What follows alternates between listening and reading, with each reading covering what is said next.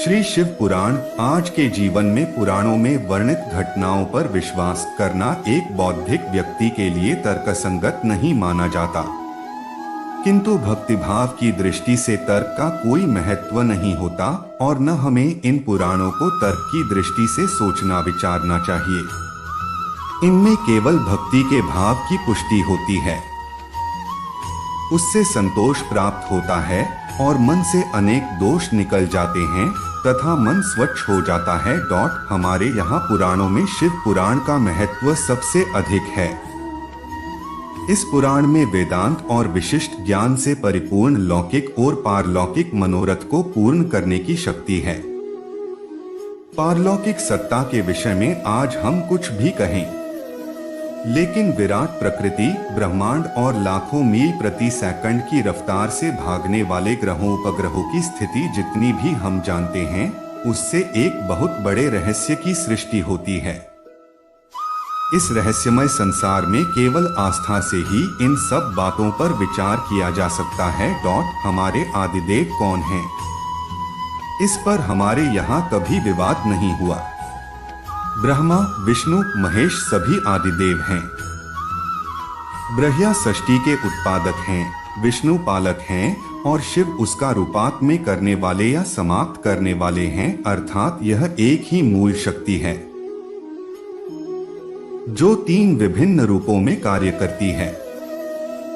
एक समय शक्ति का एक रूप दूसरे समय दूसरा रूप हो जाता है। शिव शब्द को महत्ता भी हमारे जीवन में कई रूपों में है। शिव का तात्पर्य है कल्याणकारी, और जो शिव नहीं है वह कल्याणकारी नहीं है। शिव में सत्य और सुंदर, उपयोगी आदि सभी कुछ आ जाता है। संसार में शिवत्व की प्राप्ति ही मनुष्य का परम लक्ष्य है। एक बार सारे सिद्धांतों को जानने वाले तत्व के ज्ञानी सूत जी से शौनक जी ने प्रार्थना की कि वे उन्हें पुराणों का सार बताने का कष्ट करें। पुराणों के श्रवण से मनुष्य के मन से मैल धुल जाता है। शौनक जी ने कहा कि कलयुग में अल्प आयु और दुष्ट व्यक्ति अपने कल्याण का कोई मार्ग नहीं देखते, लेकिन इनके मन को शुद्ध करने का भी कोई उपाय होना चाहिए। इसलिए हे प्रभु, आप शिव पुराण के विषय में विस्तार से बताइए। महादेव शंकर का स्वयं स्वरूप यह शिव पुराण मनुष्य की चित्त शुद्धि का उत्तम उपाय है। किसी भी आसक्ति और पुराणों के सुनने पढ़ने में प्रेम का आविर्भाव भाग्य से ही होता है। शिव पुराण का पठन पाठन अनेक राजसूय यज्ञों से प्राप्त होने वाले फल के समान होता है। शिव पुराण का पारायण करने वाले भक्त स्वयं शिव हो जाते हैं। मुनिगण शिव पुराण के वक्ता और श्रोता के चरणों को भी तीर्थ के रूप में मानते हैं, जो तीन विभिन्न रूपों में कार्य करती है। एक समय शक्ति का एक रूप दूसरे समय दूसरा रूप हो जाता है। शिव शब्द को महत्ता भी हमारे जीवन में कई रूपों में है। शिव का तात्पर्य है कल्याणकारी, और जो शिव नहीं है वह कल्याणकारी नहीं है। शिव में सत्य और सुंदर, उपयोगी आदि सभी कुछ आ जाता है। संसार में शिवत्व की प्राप्ति ही मनुष्य का परम लक्ष्य है। एक बार सारे सिद्धांतों को जानने वाले तत्व के ज्ञानी सूत जी से शौनक जी ने प्रार्थना की कि वे उन्हें पुराणों का सार बताने का कष्ट करें। पुराणों के श्रवण से मनुष्य के मन से मैल धुल जाता है।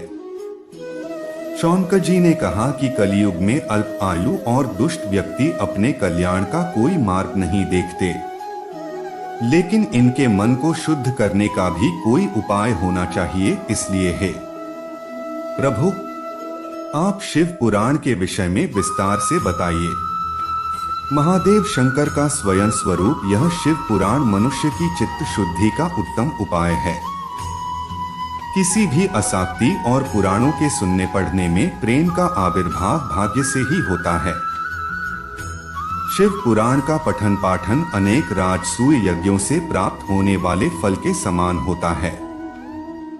शिव पुराण का पारायण करने वाले भक्त स्वयं शिव हो जाते हैं। मुनिगण शिव पुराण के वक्ता और श्रोता के चरणों को भी तीर्थ के रूप में मानते हैं।